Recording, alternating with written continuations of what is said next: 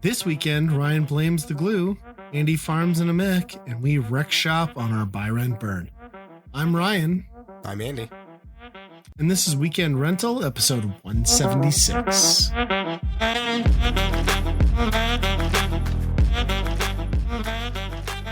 We are back again, another episode. Couple of shout outs right off the bat. We've had, I don't know what it is with Twitter or X. I don't know what you call it. Is it Twex? But we've had a couple of people. I just want to call out Cestus, Pakaraka Radio. Thank you guys so much. Cestus, I know, is like kind of our hype man for every episode we put out. We always appreciate that. Pakaraka Radio gave us a shout out too recently. We don't expect that. We're just a couple of dudes who make a podcast because we think it's fun. We're fucking super appreciative of anybody who listens to it. But that said, while we don't expect anybody to make a comment or a mention, it's just us, right? Like, we're a small time podcast. We'll respond, leave a comment, send an email, retweet us on Twitter or Twex X, because we're watching. So awesome. Thank you guys. Yeah, we love that shit. But this episode, Andy, we've turned the tables. Andy is now fighting the cold. Yeah, you're right in the trenches. Like it takes a while to, go through your microphone through the electrical wires to head over here, but it's made it now. So you had no chance because the viral, it got in me. It built up some immunity. It went back. Through the airwaves. Yeah. I hope you make it is what I'm saying. Yeah. I mean, I have a pop filter on here, so at least I'm okay. That's good. Yep. Yeah. Good for you. Is it what is it? Like the P95 or whatever the fuck masks were? I forget. I'm not up to my coronavirus lore anymore. So toilet paper. Toilet paper. Yeah, that's what you want. Yeah. M95. That's what it was. M95. Yeah. Well, we're back at it again. And I saw, like, as is kind of the usual, we both scrambled last minute to, like, fill in our objectives. I'll just touch off on, like, a fun one because I think it's cool. We've all talked about, like, how the Dadish games are kind of in our purview and fun and quirky little, I don't know, platforming Mario 3D or Mario 3 like ripoffs. So I think today possibly released was Dadish 3D. Really? It is on iOS, possibly Android, I don't know, for free with ads. You have to use touchscreen controls, which suck butt, I will say. I would say in the previous Dadish games, it did not matter. But for everyone else, I would say these games are great, and it's cool to see the series take the 3D turn. Probably just spend the $10, though, and buy it on Steam or Switch or whatever, because touch controls, no bueno with this one. It's a little too involved. Left to right, fine. 3D, not the best. Yeah. Do you have camera control then too, or not? Right. Yeah. So it's basically camera control is the other component. Is like so they've been doing a lot of like, well, I'm only through like most of the first world, but there's a lot of like back and forth, right? So it's like get to the end of a laneway, jump on a spring, go straight back the other way. So you have to reverse the controls. Not super intricate, but it's enough that it's worth probably paying like $9.99 to have a couple analog sticks, because on iOS it's $7 anyway to like have it ad free. And okay. I've bought all of the other ones on iOS minus Daily Dadish, on Switch minus Daily Dadish. I think I'm going to probably just pony up the cash and buy it on Switch. So I have two analog sticks. It's fundamentally the entirely same game, all the same elements, the springs, the spike hazards, the enemies, but it's in 3D. But the humor is there, which is why you play Daily Dadish, for like the weird shit your kids say to you at the end of each level. And yeah, it's hard not to recommend. If you've not checked out any of the other games, I think they're all on iOS. You can play them free or not, but I kind of wholeheartedly recommend just paying a few bucks and buying them on an actual platform with proper controls. So, yeah, I'm going to buy that right after Yeah. this. I didn't realize that was the thing. Wow. yeah. I did like the first 5 levels and I was like, I need analog. So I'm just going to stop and buy these things. So the hard part is like I've had the daily Dadish, which for anyone who doesn't know is like there's Dadish 1, 2, 3, which are all platforming games, but Daily Dadish was the one he introduced like a year ago, or the developer introduced a year ago, where you play like 1 level each day.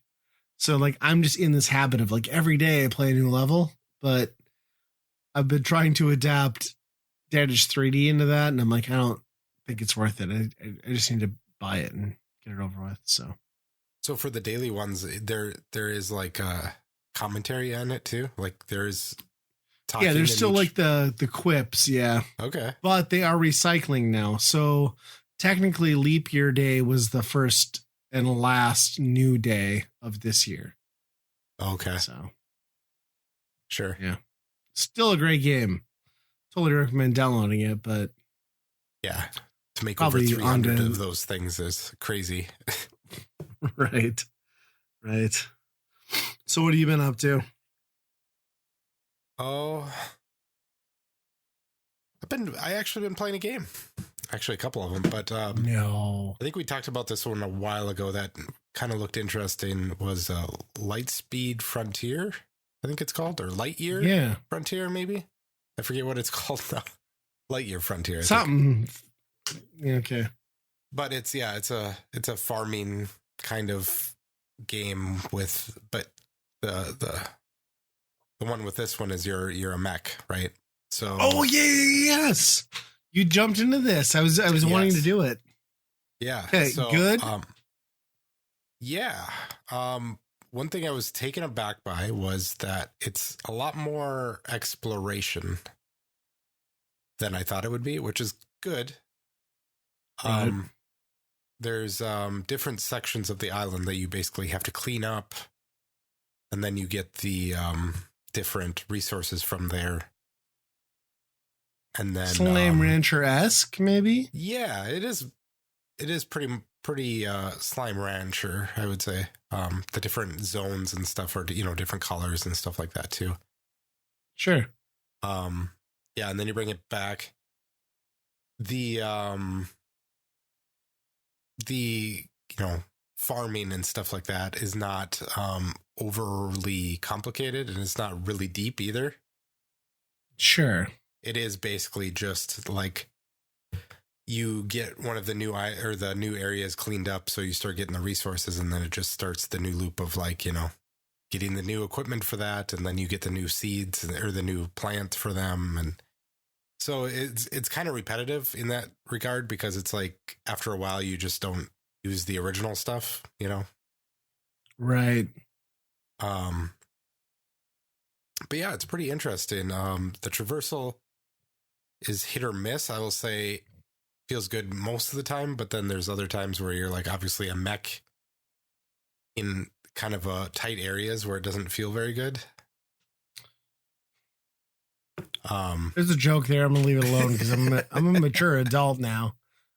We've been doing this podcast for enough years that I won't laugh at that.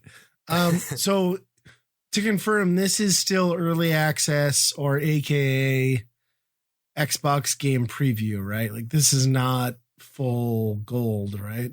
Yeah, very much so. I unlocked all of the areas and I did all that, and then it opens up this area that you're like, oh, this is the end game, right?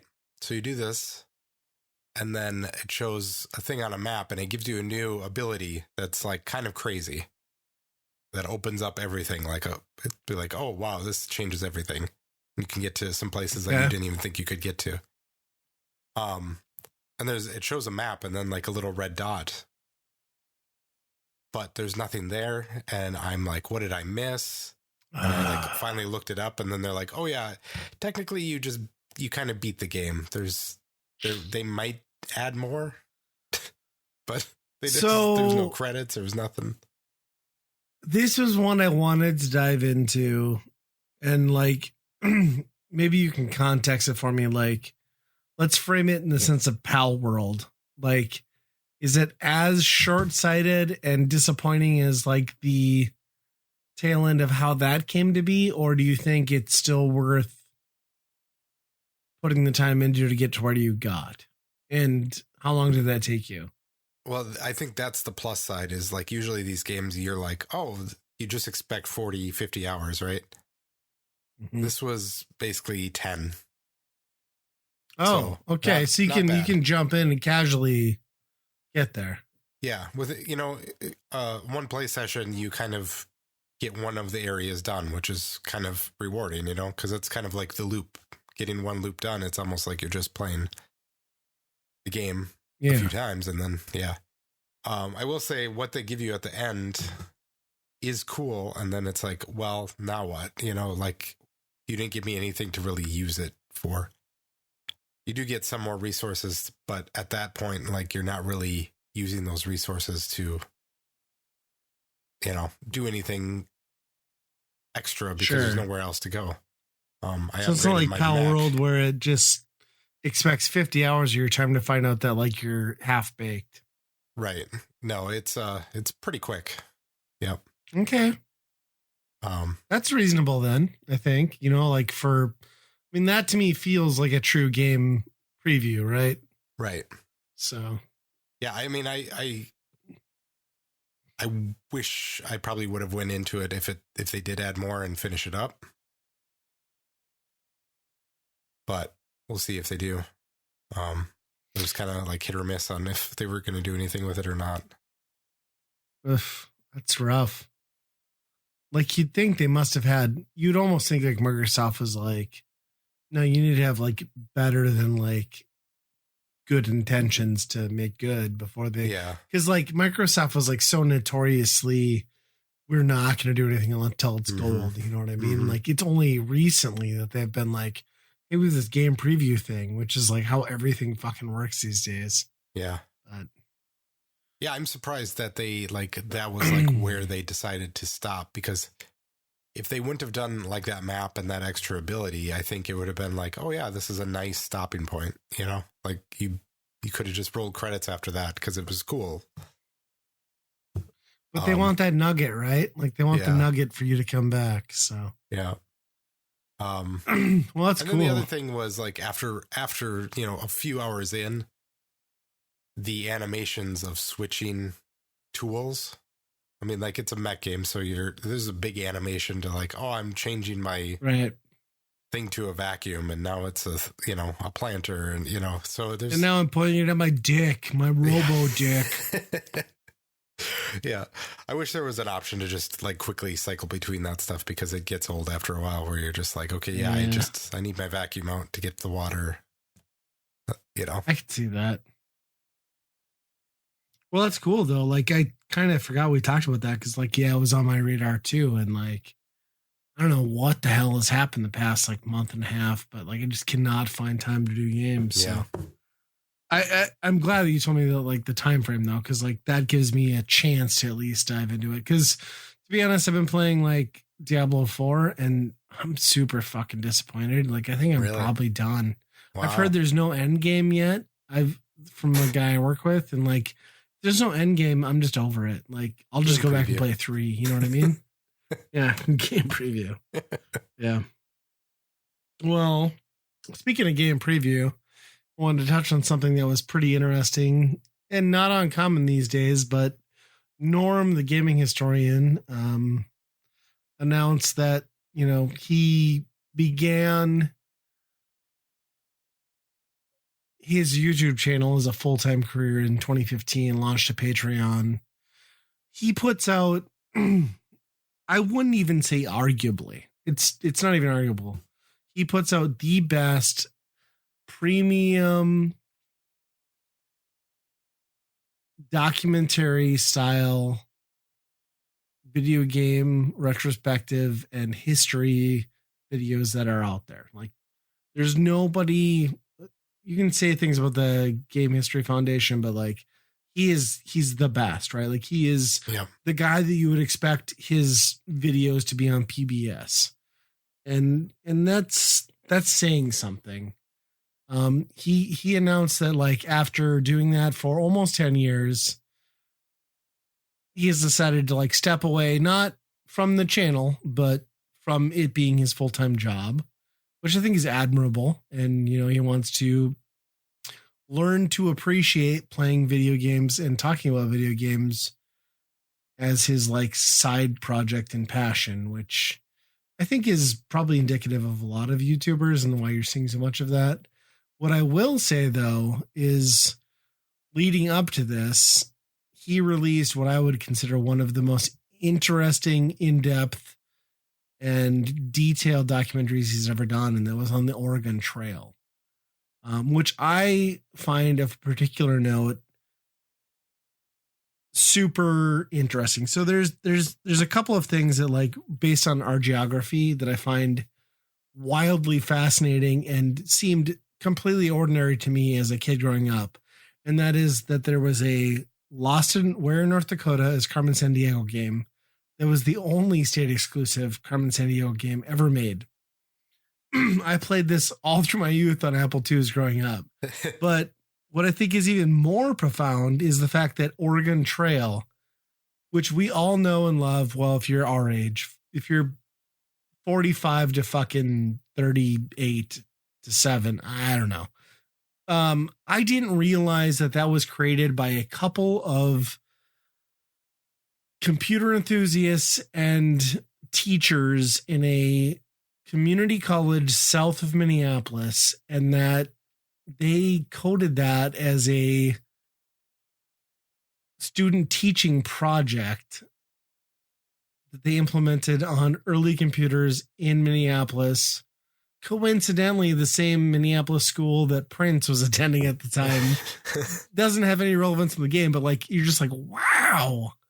So like watching his documentary and realizing that like they had done that, and then explaining, you know, in the documentary that like we took the code off the computer, the mainframe computer at our school, and we just moved on with our lives because there wasn't a computer video game market at the time. And, you know, it's just like, well, and then, you know, because it was publicly funded, they couldn't sell it either, right?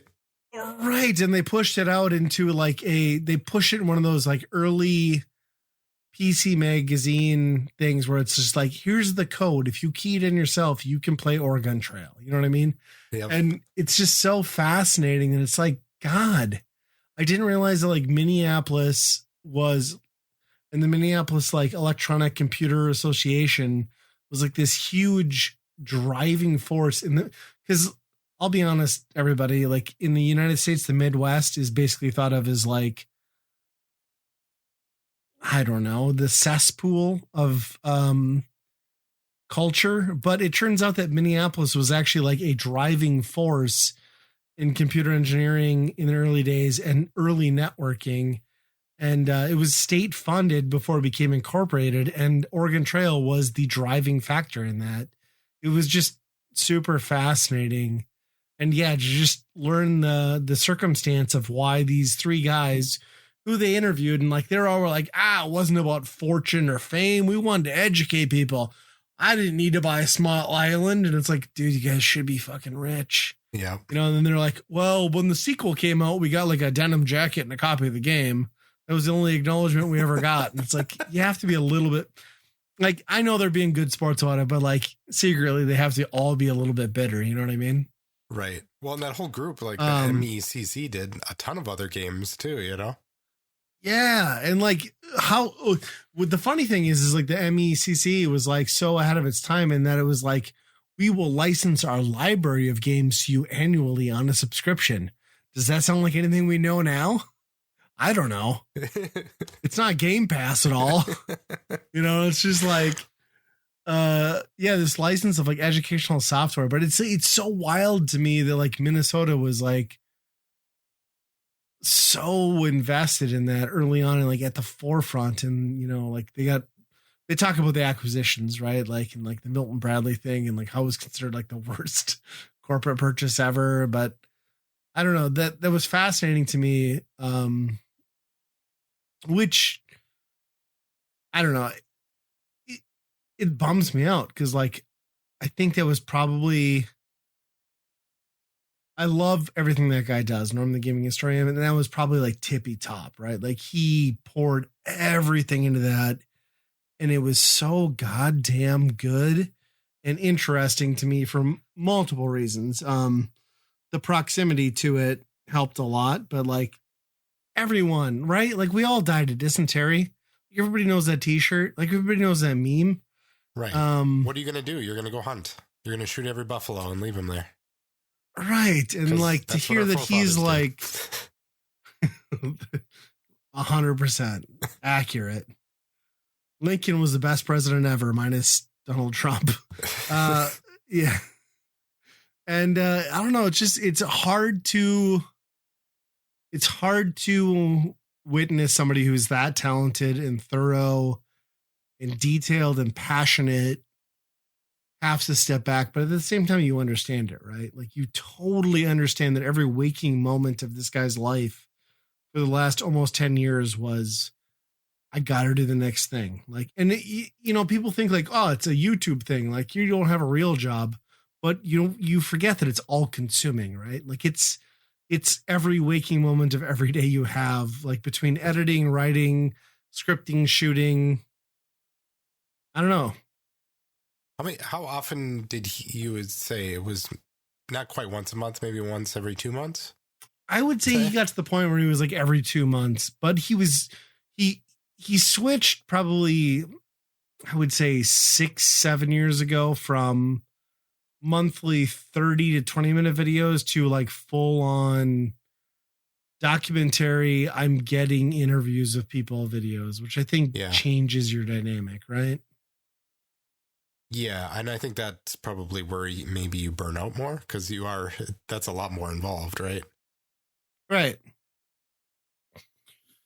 Right. And it's just, I think the part that pains me is like seeing somebody who does our hobby justice to that extent, like better than probably most people, casual people consider our hobby deserves. Like he was like the Steven Spielberg, right? Of like, capturing our culture in a like crisp 4K edited, documented, fact-checked way. Like nobody's going to pick up that slack. Not right away. Not I mean, there's no way you could do it. I mean, that's probably part of this is like, I can't imagine he was gaining Patreon, right? Like, right. It's probably one of those things where people start falling off, whether they just decide to switch off of Patreon or whatever, and there's not a whole lot of new coming in, right? So he's putting all this time in, and it's kind of dissipating. So I can understand it, and yeah, the amount of burnout I would have to imagine would be huge.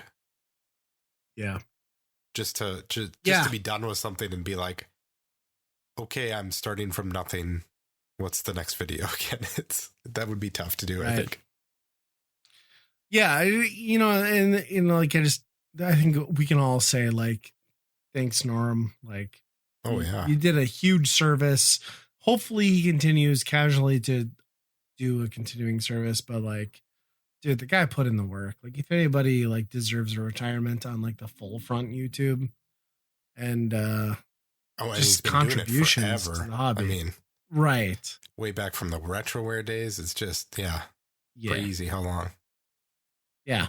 And it's amazing, like the progress he's made, and like it's awesome. So like bummed to see him say that, but like totally understandable at the same time. So how do you, I suppose because he shut down his Patreon, right? So he's not taking any money now. He will be. Yep. Yeah. So boy, that's really hard to get back on any type of horse and say like, I'm going to even make a small video, Yeah. And I think like the best thing he'll have going for him is like the pedigree. So it's like, even though he can take his time and won't have the money, he'll have like the pedigree to get like the key people to do a interview. You know what I mean? Yep. So And for anyone who's not, I don't know, Cliffy B or I don't know, some other asshole like that, like they'll take the time to talk to somebody who cares about what they care about. And hopefully Norm continues to be the voice and narrator of those stories. Yeah, it's rough. I'd love to see him be like, could you imagine like a no clip plus Norm mashup? Oh, Like yeah, just that'd be cool. those two mentalities of like, I don't know. Like those are the two channels that I probably respect the most as far as getting into the weeds of the industry. But I don't know how much longer those people are going to be around either, because Yeah, the landscape is shifting so rapidly. right. Because nobody cares about the history of things anyway. Like, could you imagine, like, is anybody doing like the history of Flash games and shit like that? Like, Right. all that stuff is gone. Nobody's doing that. Or even like early PC stuff like the ZX. And like, I know it's gotten like more press now, but like, it's still amazing to me, like how many people don't realize like how like prevalent the ZX was like overseas and like why Nintendo didn't have a stakehold, because the prevalence of that. And I don't know. But yeah, that's a bummer, but I can see why it doesn't make business sense. Like I just can't imagine 100% doing that much. Well, and like I don't know a lot about his personal life, but I know him and his wife were both like that was like all we did all the time. I can't imagine the stress of that on a marriage. You know, if you're thinking about like having kids, like eventually you reprioritize and right. YouTube, well, as rewarding as it can be, still just like bleeds in negativity and toxicity. You know what I mean? Like it's not sustainable for, or I guess like any influencer too, you know, like extend that, like it's not a healthy lifestyle long term, you know. Right, exactly. And then you have, I mean, how many people just want, okay, that was a great video, where's the next one next week, you know?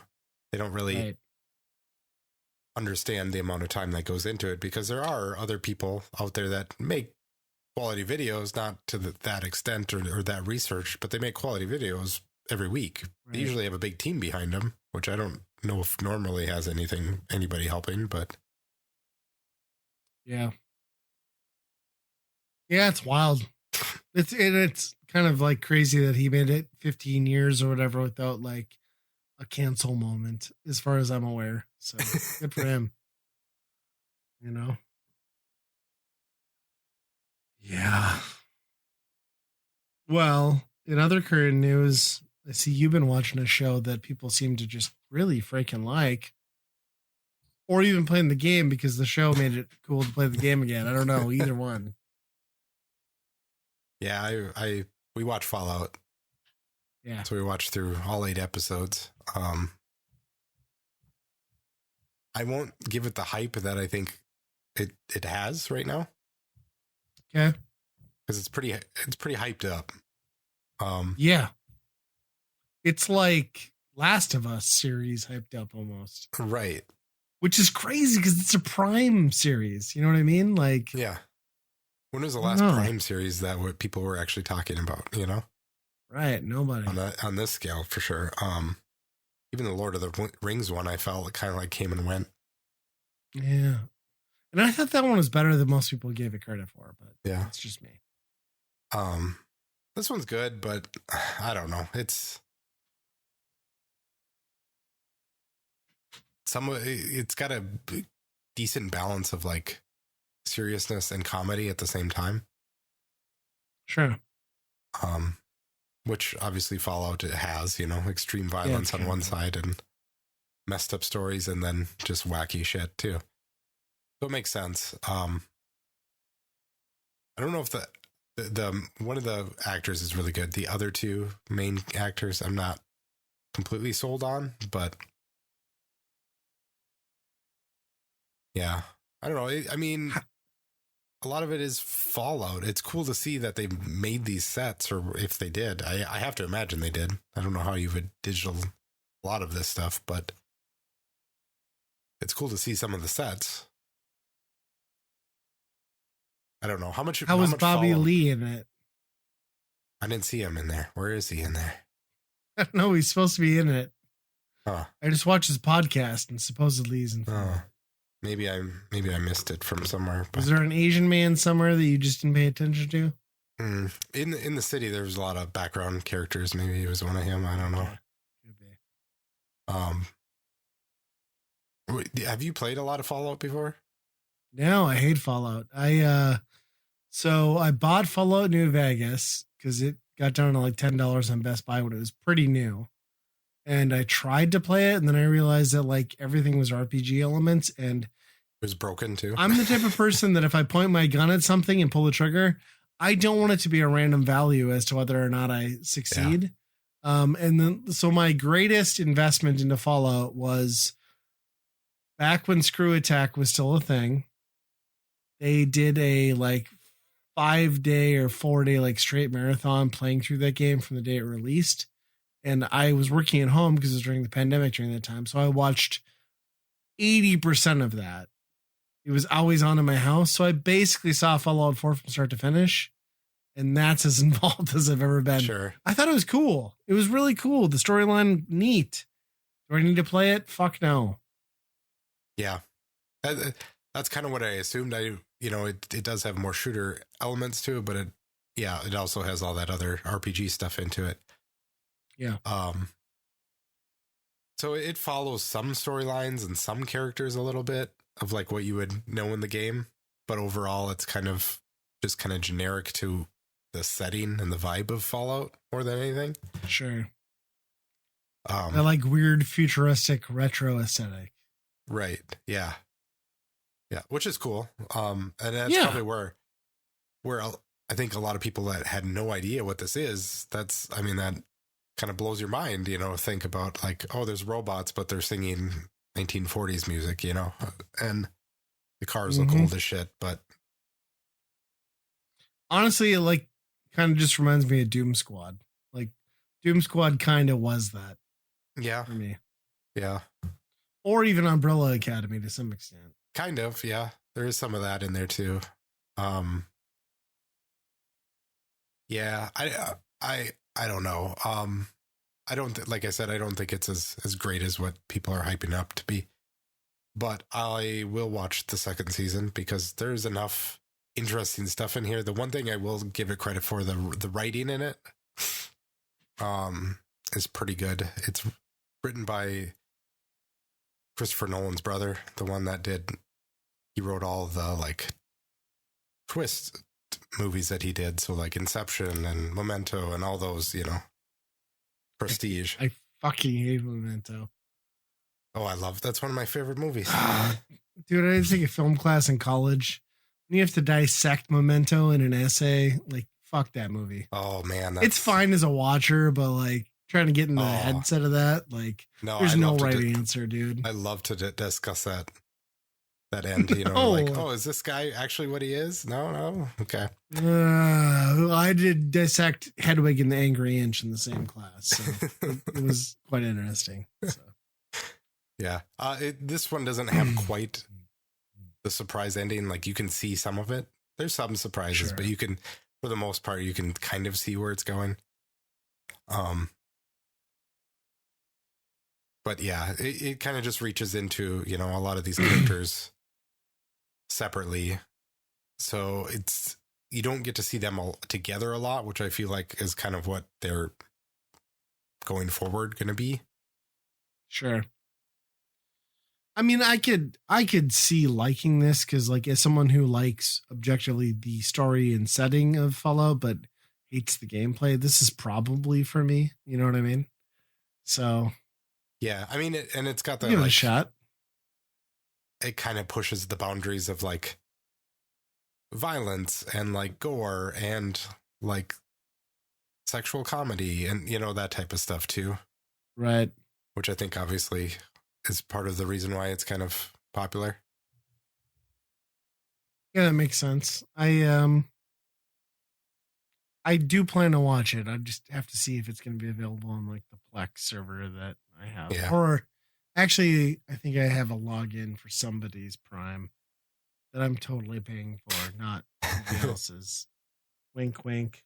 So. Yeah. No, That's if cool. you have I mean, the opportunity, it is. watch one or two and see if you like the vibe. It is interesting that this has like been popular enough that like the games are like trending again and like downloading. You know what I mean? Like, because it's been a while, right? Fallout 76. I mean, and that didn't do anybody any favors. So, no. You know, even 4. I mean, looking back now, like me being excited for Starfield the way I was. Yeah. With how I played Fallout 4 and liked a lot of it, but then it was just too much. You know, it's just like, well, you're in a giant city and you can go anywhere and there's stuff and loot and there's NPCs and missions everywhere. Like that type of stuff, I just get paralyzed and it's just too much and I drop it. That's what happened with Fallout 4. There's too much in every direction. And of course, Starfield kind of did that, except they didn't give you anything like real. It was just like generated shit. But yeah, even Fallout 4, and I never played 76 because, I mean, when it launched, everybody was kind of like, eh. Yeah, it seemed like that was like kind of a universal dumpster fire. And I've heard they made better on it, but I don't know. Yeah. Yeah, I don't know how that would work. You know, like I do like the more tactical, like freeze the frame and like see your values of like how you're gonna, what percentage shot you have. Like I like that style. Sure. We'll talk about why later, but another game similar to that. But this, I mean, Fallout New Vegas and 3 were obviously the go-tos for me. I mean, I've played the original 2 a little bit, but those are, you know, completely different type of game too. Yeah. Yeah, for sure. They were like top down, right? Like at least the first one. Yeah. Yeah. Well, I've been playing some new games too. What you got? New to my iOS iPhone, because Delta, the emulator, is legal now. And it controls like jack shit. Like I got so annoyed by everyone being on iOS. Like, this is my dream come true. I'm playing Pokemons on my iPhone. I'm like, dudes, like it doesn't work well with touch controls for 99% of your games. So then I posted to like Twitter a couple days later. I'm like, yeah, playing Tony Hawk Pro Skater 2 for the N64 on my touchscreen. I was like, you haven't lived until you played it on your iPhone with touch controls. Then I had a meme of Norm Macdonald saying, like, note to self, I don't want to live.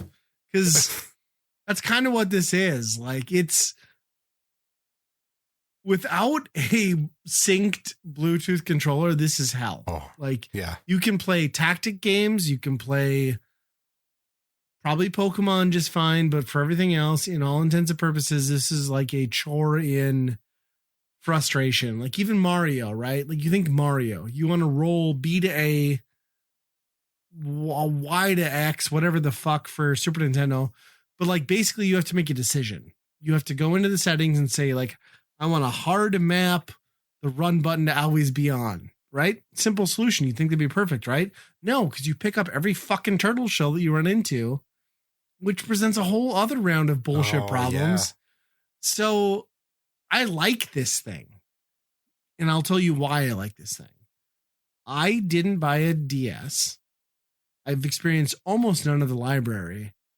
And this lets me do it on my phone when I'm sitting at the doctor's office. And I've been playing a like good amount of like, yeah, right. You can do it. Yeah. You can do it upright or you can do it side by side. Upright, okay. I think you get better like screen resolution.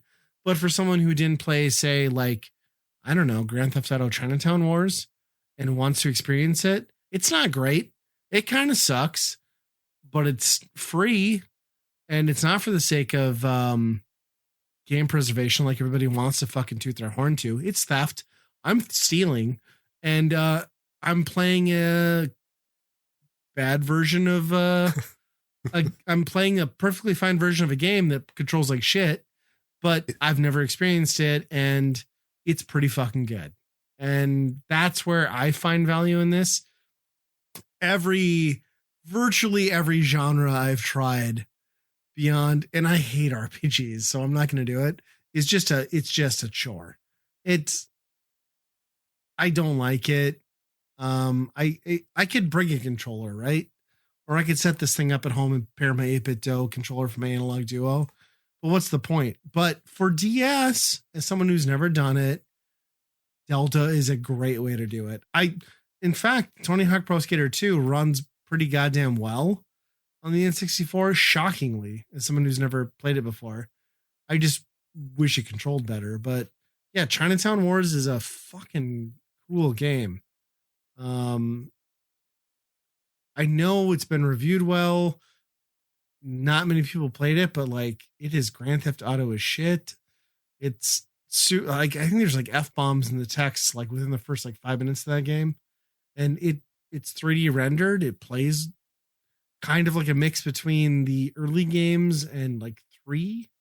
So yeah, it's cool. Delta. So is the shoot cool button on the front buttons? Yes. Yeah, I suppose it would. Yeah. Yep. Well, actually, I take that back. I have not gotten to shoot in that game yet. Okay. But the shoulder buttons are like marginally above. That's a good point.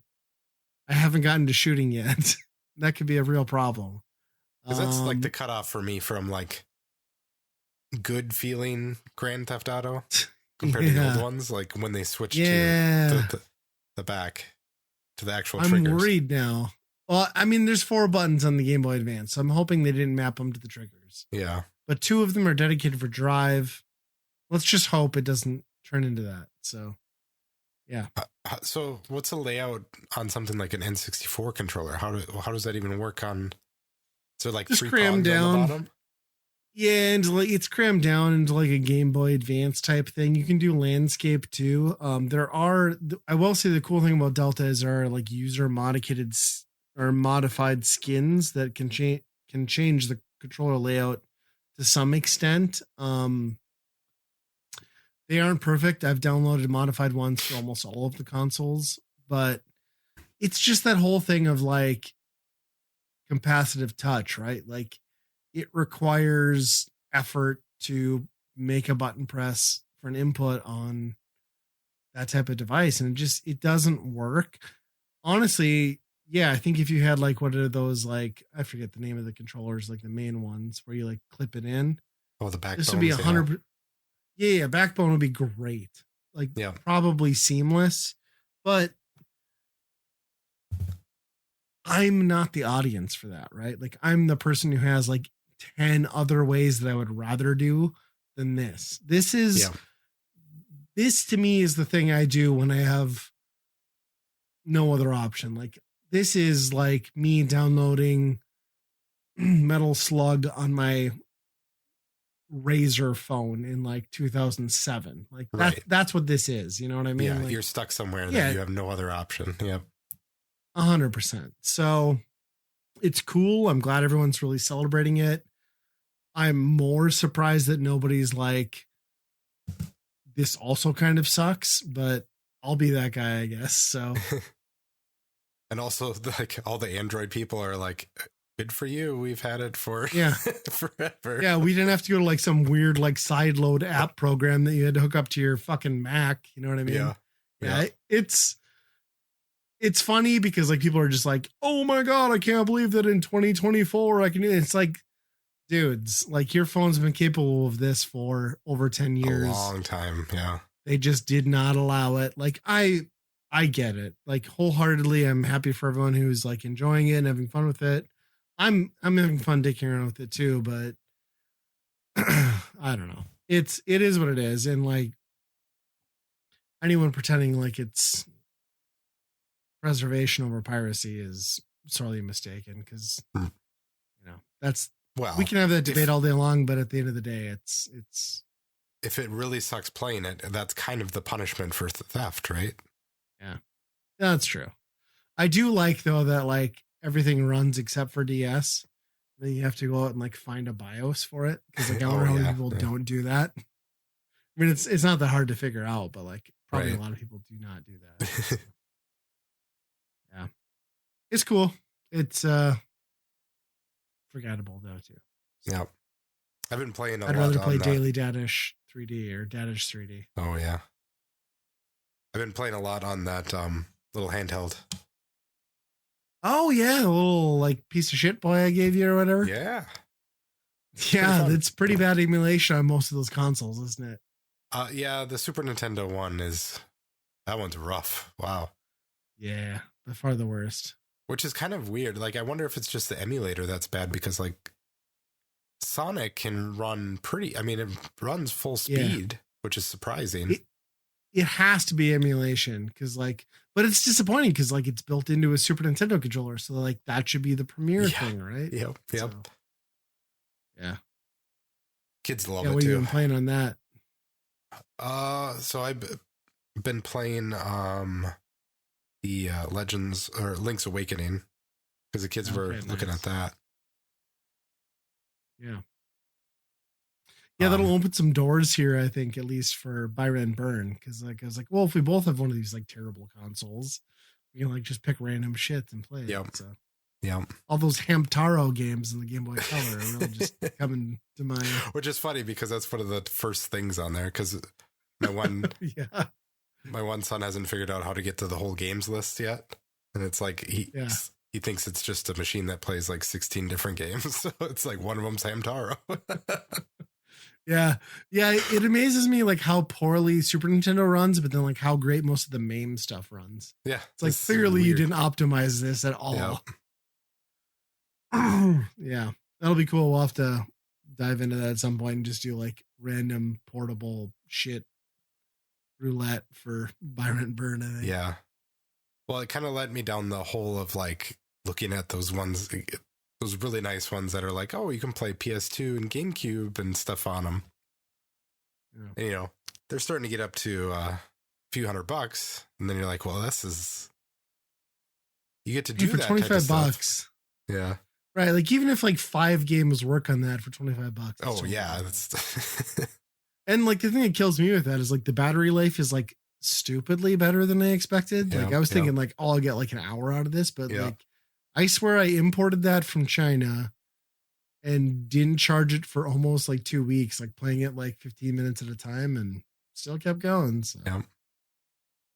I mean, it's probably selling our souls over to, you know, North Korea and Russia, but at least we can play Snake's Revenge or whatever. Yeah. On the back, there's 2 speaker holes, but one of them is covered up. There's no speakers. Yeah, there's only one speaker. So maybe the other side is a microphone or something that they're just listening to us. And a video cam. Yeah, it's like heat sensing. It's like remember those old like TLC documentaries where they just like in heat sensor film like genitalia so they could like basically record porn and show it to you, but not have it be porn. It's that. So just don't keep it in your bedroom. That's where all that technology went. Yeah. Yeah. Damn you, TLC. Back when you used to learn about things on that channel. Well, I see you have an X-Men update. Yeah. If you're not watching X-Men 97, you got to get on that. I am not yet. I want to, but I will say I went to Target and they have an exclusive line of Marvel 8-bit Funko Pops that are based around the new 97 series, but are also pixelated for 8-bit to be like the video game in the series. And they are fucking cool as hell. And I almost bought Jubilee. Wow. And I was like, no, I don't need this. And I put it back, but it looked great. And it made me want to watch the series. There is a episode where they get sucked into a video game and they're all pixelated and stuff. And there is a game coming now officially, right? Oh, really? I didn't know that. That's good. I've heard. Wow. Yeah, they go places in that show to like a pretty serious extent. They haven't they haven't completely like gotten back to like the ramifications of what happened, but yeah, there's some pretty like, whoa, this changes everything type thing. And it's still running, or they are done? I think it might be half done now. It's only half Okay. done, I think. So they're going for like a 16 episode season, or Yep. Or yeah, I'm not sure how many it is. If it's 10, I don't know. I think the 6th one just aired this last Wednesday. So I don't know why I had it in my head it was like up to season or episode 8, but but obviously yeah, not paying attention. I mean, the animation on it is incredible. Like even the action in it is more action packed than anything that like you would see in these million, $10 or $100 million, $300 million movies. And I think the audio, the audio is kind of weird, but it seems like it's more cinematic that way, not just like a hokey kid show then. But yeah, it's such a well packaged, like all around. Yeah, I can't recommend it enough. It's probably the best Marvel thing since Avengers. Nice. I was out in the garage arcade the other weekend or last weekend, and we were watching. I don't know. It was just like mid afternoon, maybe like a Friday night, and like scrolling through stuff with my wife, and like, well, did you ever watch the original X-Men series? And she's like, no, but we can. And I was like, oh, like, no, we'll do something different. So Yeah. I was like, I don't want to force her through it because, like, I know what would have happened to turn it on. She'd have gone to bed in like 30 minutes. Yeah. Which I guess I don't mind watching X-Men by myself, but I'll wait and find a time to do it. So it appeals to me. I don't think I've been on Twitter and saw bad comments about it. Everybody seems to be raving. Yeah. And something happened big in season or episode 5 that everyone's like, wow, it blew my mind.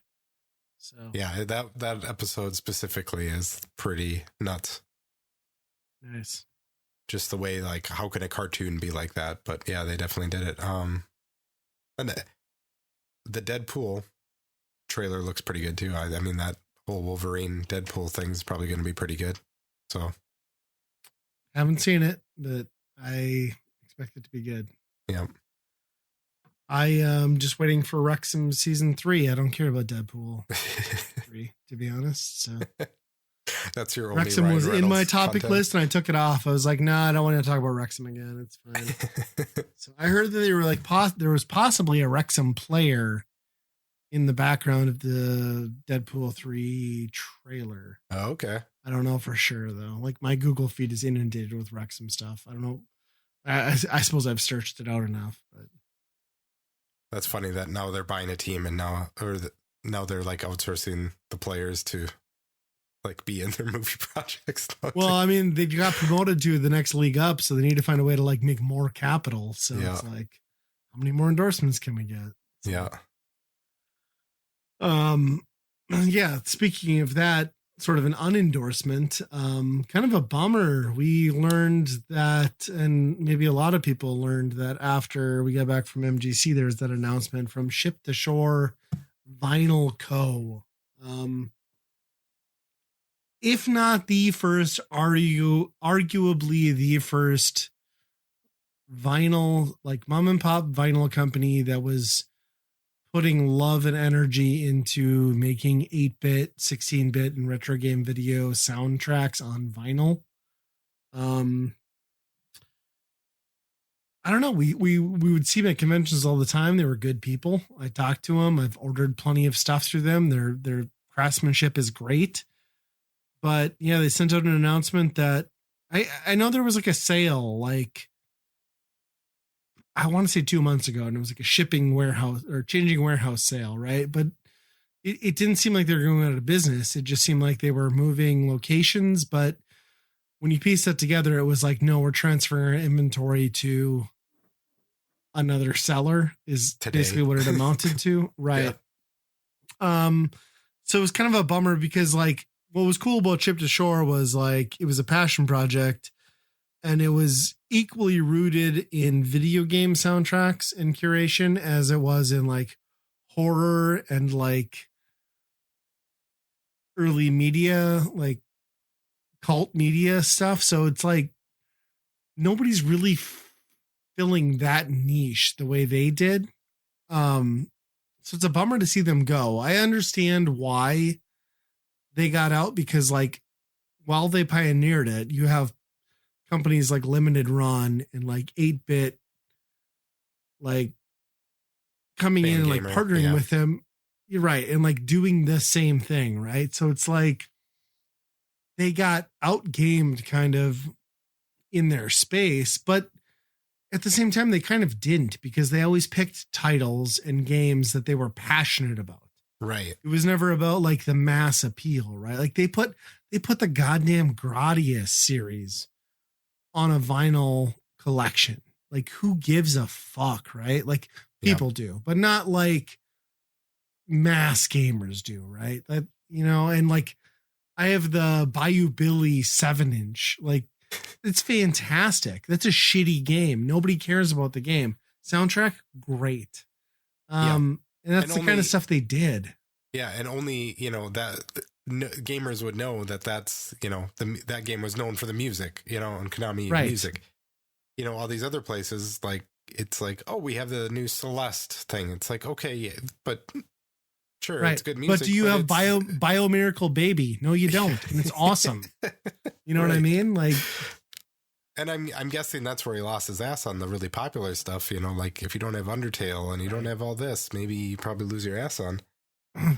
And a classic case is like, I was like, after you text me the fact that they were going out, I was like, fuck, what does that mean? Because I pre-ordered the NES TMNT arcade game soundtrack months ago. But here's a case in point. They were one of the options. They weren't the only option, because Limited Run also had a vinyl variant, right? Mm-hmm. So I like kind of freaked out, but like turns out they're fulfilling that one. But like there you can see the segmentation of the business, right? Like they weren't even getting the full business and licensing deal exclusively through them for something that should have made them loads of cash, right? Right. I mean, comparatively, I mean, you're still talking about vinyl or retro video games. For retro video games. I mean, the market is probably only so big already. So, yeah, that was a bummer because, just you saw his selection and it was like nobody gave a shit about this game, but you recognized it had good music and you wanted it on there. You know, that says a lot. Yeah. And it's not just, you know, we have a Turtles thing. Yeah, it's a bummer to see them go. But like, I think, I don't know, vinyl's a weird space, right? Because like it weirdly came back when it shouldn't have. And now it's kind of, I don't know that a prevalent artist could release an album these days without a vinyl variant, which is wild in 2024. If anything, there's just like unrest about Taylor Swift's like variants across, right? Like, right. Yeah. And now she's talking about the starting line and everybody's like, oh, they're the greatest again. And I don't understand it. So, yeah. But RIP Ship to Shore. You guys did awesome work. I own a lot of your vinyl and I'm going to cherish it. And I hope that they get to dive back into it at some point. It didn't seem like it was necessarily the end, but it was the end for now. So, yeah. I didn't get the sense like the person that was taking it over was going to do a lot of new creations. Did you? I don't know. No. Seemed like it was like liquidation. Yeah. Better. All right. So staff picks. Looks like yours is like related to what we were just talking about. So yeah, I'll go first because mine will be short. So I sent this recommendation to our former third man. I don't know if people remember him, Biff, which he seemed greatly offended by, which I find hilarious. But so I found this YouTube channel called Obscurest Vinyl. And I'm still 12 inside. I'm not above a fart joke or a dick joke. And basically what this channel is, and I love it, the dedication to the premise is it is a YouTube channel dedicated to recreating vintage era songs in the vinyl era, like the good old days, like the 60s, 70s, 80s. And he just creates tracks and cover art based on old obscure vinyl sort of sounding stuff that you'd never find. So I will say I was introduced to Obscurus vinyl with the song I Glued My Balls to My Butthole Again. And it's awesome. And the refrain in that song is, fool me once, shame on you. Fool me twice, shame on glue. And I laugh every fucking time I hear it. It is stupid. It's horribly immature. It's a song about a man who can't defecate because his balls are glued to his butthole. And I love it. Oh, that and sounds hurt. There's terrible. other classics like Taking a Shit on the Company Dime. You know, best 45 minutes of his fucking life. That there's sounds like one a Johnny with Cash song or something. Yes, there's one with a woman on the cover art whose arms are like, she's doing like, you know, the old like motion, like swinging her arms. It's like, fuck, my arms are stuck like this. Like, am I going to die? Like, that's the whole premise of the song. And he started uploading new stuff which he like pieces together his recent releases of songs and then like puts them into like a shitty old timey radio format, like where people are calling in like, hey, you fucking idiot. And then he like cuts to like balls are glued to my butthole again. And I don't know. It's not for everybody. It's probably for mostly nobody, but it's totally for me. It's hilarious. It's offensive. It's crude. It's stupid, but Obscurist vinyl, please just look that shit up. I laugh until I cry at it. I'm not every man. I understand that, but it made my fucking day. It still continues to do so. Yeah, I'm gonna look that up. So do they? Do you think he comes up with a song first before? So I don't even know. And then like I'm wondering if he even does the vocals himself, or if he just uses like if he scrapes the audio and then uses AI to like do the singing, which is totally possible because there's so many varying styles. But yeah, I think it's mostly just, to me, the thing that impresses me and endears it to me is just like the commitment to the stupidest bit. Like, it is so dumb, but the level of care given to it is just incredible. So yeah, that's what people appreciate though. Yeah. And then you can't forget like the classic "Don't Jizz in the Hot Tub." I mean, God, the list goes on. I threw it on Twitter and like a few people Cessus commented, which like I mean, I bait and switched people because I was like, oh my God, it's catchy and relatable. And it was like the glued my balls to my butthole, and I just put a link. So I know a bunch of people click that and were like, this fucking guy, right? But I don't know. It's great. Like I'm not the type of person who takes offense to pervertedness and excessive swearing. So if you are that type of person, I don't recommend, but for everyone else, it's a goddamn good time. So Your ship to shore. Here's a new business opportunity. Get these out the door. Can you imagine if glued my balls to my butthole again and jizz on my hot tub were a 7-inch back on the opposite sides? 100%. All my money. I will give you all my money for that on vinyl. Done deal. But what is your more mature and probably more solid recommendation? Oh boy. Pick? Not a recommendation because we didn't steal that from R3. Staff pick. I cannot top gluing my balls to my butthole. Nobody can, really. Shame on glue. That's great. Shame on glue.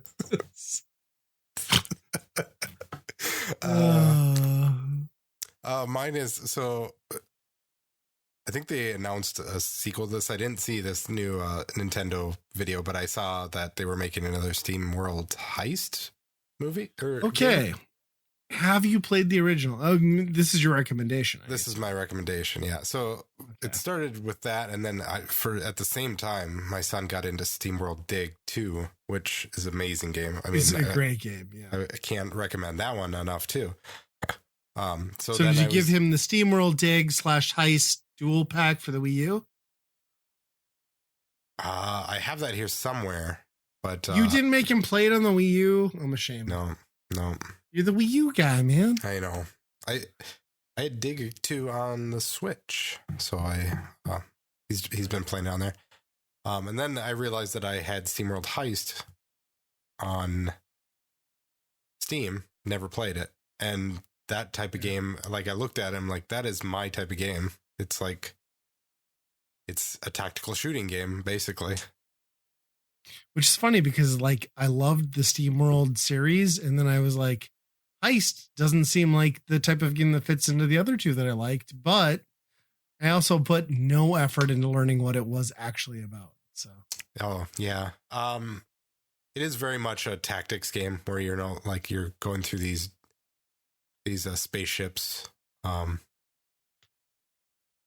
kind of have a fog of war because you have to open each door to see what's in the next room. So you open the next door, and usually it's kind of each person can shoot a gun, and then you can ricochet the bullets around. So it's a lot of like aiming within the context of the room. Sure. But more often than not, you just go directly at the guy and shoot him in the head anyway. So it's still all 2D, right? Yep. Yeah, it's 2D, same art style, same robot type thing. But yeah, you're scrappers in space, basically attacking all these other ships, getting scrap and gaining levels, getting new equipment, that type of stuff. So far, yeah, it's totally my type of game. That tactics I really enjoy. And yeah, so far I'm liking it. I'm probably about 4 hours in, maybe. So yeah, I should check that out because I love SteamWorld 1 for what it is, but 2, like for the Metroidvania it became, and I should give it a shot because like when they demoed or touched on Heist 2 at the Nintendo or whatever they call them Direct, it was open in 3D. Oh, really? Okay, I didn't know that part. Or not? Maybe I'm wrong. I thought it was like potentially. I haven't open seen world anything 3D. from it. I just saw it was announced. I'm like, oh, okay. Okay, Nintendo. What are they called? Nintendo Direct? I forget. Indie World. Why? Okay. Yeah. Well, that's cool. I should look at that. I've had it forever on that split disc because, like you, I had SteamWorld 2 installed, and my kid beat that after I beat it on the Switch, and I was like, "Hey, you got a Wii U in your room? Why don't you play this game? It's the first version plus Heist." And he never. Oh, sure. He played the first SteamWorld. He didn't play Heist, I don't think, at all. So. Okay. Yeah, I don't think it's on the same level as the Dig because I think Dig is just kind of like a masterful Metroidvania. Right. Well, 2 anyway. Yeah. 2, yeah. The first one's pretty good. It's just good to just have the satisfaction of digging. Yeah. 2 is the first one feels very rudimentary but fun at the same time. Yep. So do you think like SteamWorld Heist is it as fast paced as like SteamWorld 2, or is it like a slower, more methodical type game? Yeah, it's way slower. It's turn based, so it's okay. Oh, really? Yeah, you bring 3 so characters I shouldn't along. play this. Yeah, it's definitely probably not up your alley, I would say, because the main thing that's not turn based, or it's just more of the action of it is still just like aiming your gun around but it's still turn based, so you're just is it like on a swivel? Yeah. And then you can get laser things on it, so you can see where it bounces off the wall and where it would aim and stuff like that. That might appeal to me though, because I'm like the type of asshole who like doesn't like RPGs, but like I would tolerate Legend of Dragoon because like, oh, if I hit X at the right time, I did a double damage. You know what I mean? Like, yeah. So it might be enough interaction that I could get by. Yeah, it's not like overwhelming like a Fire Emblem is, where it's just like, or even Advance Wars. It's because it's on a 2D plane, so It's not too Okay. bad. I see that one, the SteamWorld Build that's on Game Pass, and that I haven't looked too much into that. I mean, I assume that's a survival game of some sort, but yeah, I don't know if I've even checked into it. yeah, Same group? it must be. I mean, it's definitely the same art style, I think, but Okay. yeah, I don't know. Might have to get into that I'll one have to too. I should maybe give SteamWorld Heist a shot because based on their previous work, I probably at least owe them that. So, Yeah. well, I think they made an actual RPG, right? Like SteamWorld Quest or something like that. I want to say. that sounds maybe right. Yeah.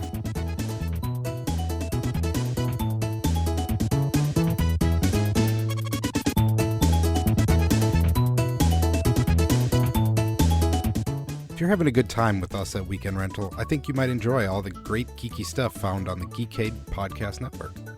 They've got podcasts about games, music, movies, and more.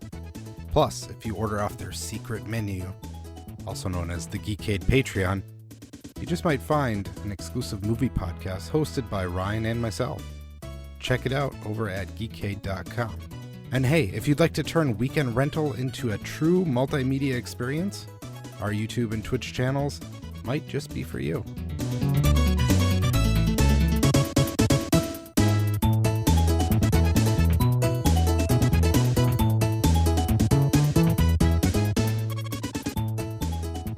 Well, talking about a studio and a series we all love, let's get into the Weekend Rental. Oh yeah. What do you think? So, the Weekend Rental, for anyone who's uninitiated, we play a game for a given system. We give our opinions as to whether we would personally buy, rent, or burn that game. By burn, we mean set it on fire. The system of choice is the Super Nintendo or Super Famicom this go around, and we are playing the recently brought to Nintendo Switch Online game of Wrecking Crew 98. Which one would assume, which one would assume would be a continuation of Wrecking Crew, the NES Black Box game, which is included in this package, but we will not talk about because it's not really the new ad here. What is the new ad is Wrecking Crew 98, which decides that it will take the more action-focused, puzzle platforming focused predecessor and turn it into a frustrating, overwhelming clusterfuck of a side-by-side versus puzzler? Yeah, it's a straight. Is it a puzzler? Game. Yeah, it's a puzzle game. It's a fuggler. I mean, you're matching colors. That's a puzzle game. Yeah, so in this game, you can still control what is Mario with a hammer.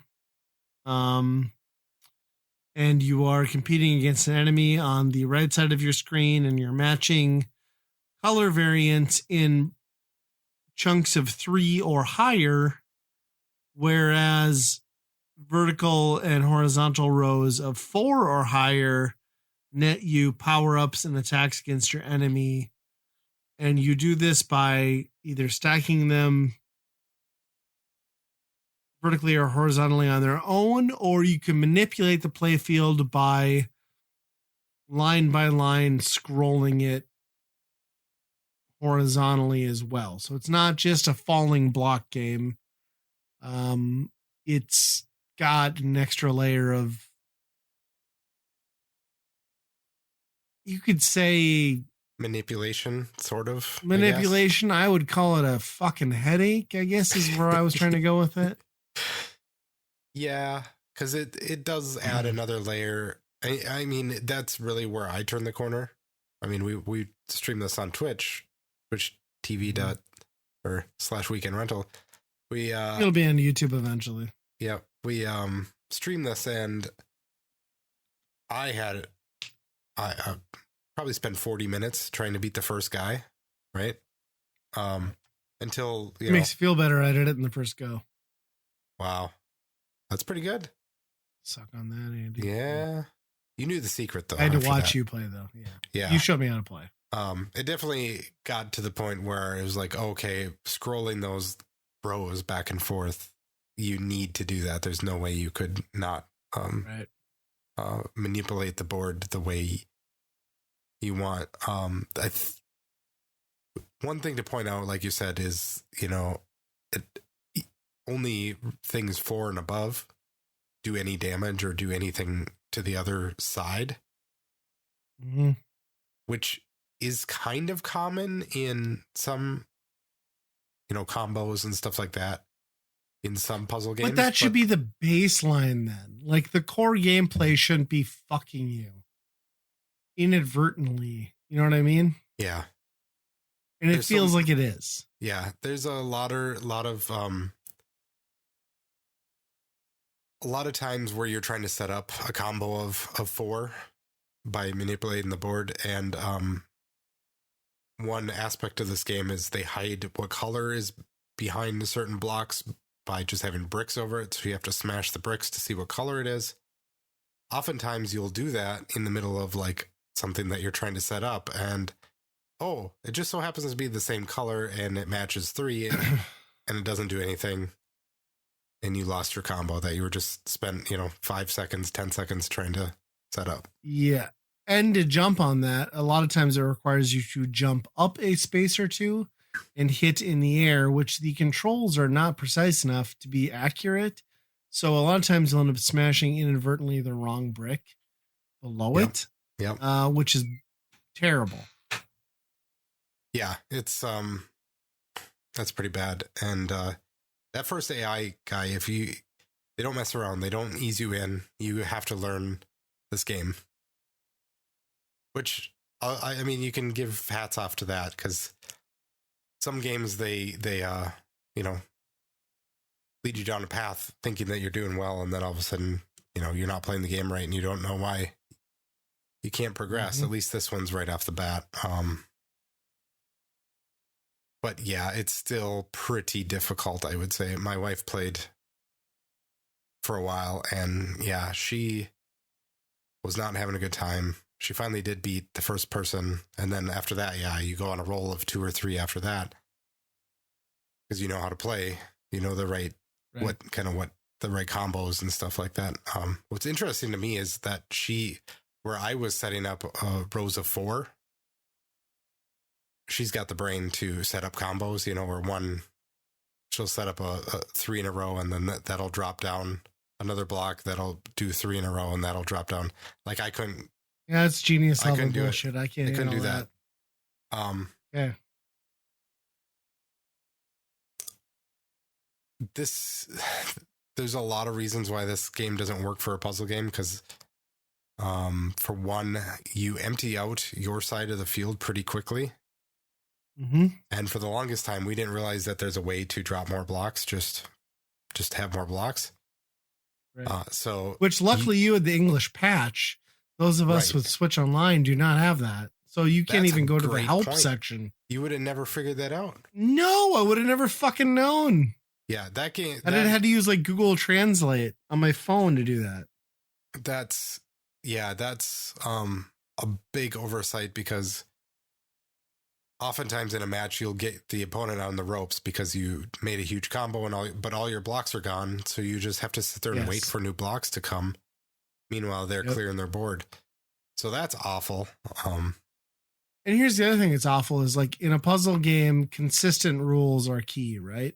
But you have sections of the board that come and go on a random timer, seemingly, to let you traverse horizontally. And that completely changes your ability to combo, predict, and change. And that's bullshit. Like, it's complete bullshit. Yep. Yeah, yeah. And the different colors mean different things. So it's like, well, what happens if you just don't have the right colors that you want? You can't really do the attack that you want to do. I did find out that I can confirm that bombs destroy steel barriers. Okay. Dropped by your opponent. But that doesn't make it any less frustrating. Right. Because bombs are seemingly random. Yeah. I don't know how those are spawned, but Yeah, the steel plates are most awful because they're just blocks that you can't do anything with. Other than the bomb that just happens to show up sometimes. But to me, the biggest sin of this game is like if you're on the ropes, usually what happens, the top of your board is all blocks with bricks in front, so you don't know what the colors are. So your whole screen is full of blocks. No colors are showing. You don't know what to do. All of a sudden, you're just like scrambling to break blocks. Right. You're not even playing a puzzle game anymore in this moment. Right. And hopefully you can get it down to a space that you can like kind of get back in the thing. But I've never, once I got up to that point, I lost every time. Yeah. Which those moments are the closest to like what the first game was. You know what I mean? Right. Like the original Wrecking Crew. But like, yeah, it is, I think it has the best of intentions, but it is 5 play mechanics too deep and too overwhelming for like, you can't like, it's hard to explain like a good puzzle game, but you shouldn't, every puzzle game should include strategy and like perceptional view on like where the strategy is headed. But there's just too much at play here in this game to make that at all an effective strategy. It is bull crap. And the fact that you're playing against somebody else who you really can't take the time to like look at or acknowledge. Like every time I won a match in this game, it was like me thinking I had lost because the game had frozen and then realizing that like, no, that was my victory, which isn't satisfying. Like you don't even have a moment in the gameplay to just like appreciate the fact that you did well because you're so focused on like not doing poorly. I don't know. It's just, I like the presentation. We talked about how there's very much a Yoshi's Island influence in the art style, which is cute and the story is good, but it doesn't make up for the fact that this is a very half-assed and poorly thought out puzzle game. Yeah, and that's really what it amounts to. You know what I mean? This seems like a game jam thing. I mean, I said, Satellaview. This feels like a Satellaview game. Yeah, and maybe it was. I don't know. Yeah, it's it does feel like that type of thing where they just kind of shit it out. Because the Yoshi's Island stuff has to be reused assets. It almost certainly has to be. In my thought, it would have been lined up kind of around the same time. So, yeah, this just seems like it was kind of dumped out. And I'm not surprised it didn't come over here because, yeah, I think they realized maybe it's not right. Wasn't in line with Dr. Mario or Tetris Attack or any of those, you know, or Pokemon Puzzle League. All good games, not this. This is one of the worst puzzle games I've ever played, and I own Hatris, and I would happily play that over this. We played all of those one night. That was we did. Yes, the lost video. I forgot about that. Yes. Yeah. I don't know. I mean, I think we've said enough, but like, what are your views on Byron Burn? What do you give it? Yeah, I'm burning this. This is, I mean, I've played worse puzzle games, but this one takes the cake because I think it's not a puzzle game at some point. You cannot just change the rules and turn it into a different game at the end just because you're losing. You have to give them a fighting chance of like coming back and doing some sort of crazy combo, but there's no way to do that if you're just stacking up blank blocks and not knowing what the colors are. It's really hard to go back. And I don't know. I'm going to burn. Yeah, and I would say, like you pointed out, something where it's trying to strike a balance between a platformer and a puzzle game, and it fails spectacularly in both. I hated this game. I wanted to like it. Presentation is there, but this is a burn. It's kind of surprising they even put it on Switch Online. It sucks. I could see maybe in a side-by-side 2-person thing. It could be fun, but otherwise, like, I have to just recommend people pass on this. Not good. Yeah. Even 2-person, because then I don't know. The first person to get a huge combo off, I think it probably wins the game. But Yeah. Yeah. Well, another episode, another Byron burning the books. It is. I'll have to wait till the next Wrecking Crew comes out. Yoo-hoo, Wrecking Crew. That's going to be a farming game. Loud reference. Yeah. Oh, sounds fun. Yep. You get a hammer and a hoe this time. I like to hammer my hoe. I'm sorry, everybody. That's probably a Obscurest Vinyl song, right? Yeah. Yeah, I think we're gonna end the show on that. So sorry. Thanks again to all of those that shouted us Bananas? balls in the butt sack. Or not balls in the butt sack. That's a better song. Yes. I got my balls in your butt sack again. That's the sequel. I'm gonna text I'm gonna message him. That's the sequel. I love it. Yep. Streaming our Byron Burn games. Yeah, check us out. Yeah. Oh, we got a really good Patreon exclusive David Crane's Amazing Movie Time coming out on The Last Action Hero with Arnold Schwarzenegger. So yes, if you want to hear our thoughts on that, we're going to be pretty enthusiastic about it, I would say. So you might want to listen to that. Surprisingly enthusiastic. Yeah, that's on the Geekade Patreon to get access to that. But yeah, till next time, be kind, rewind.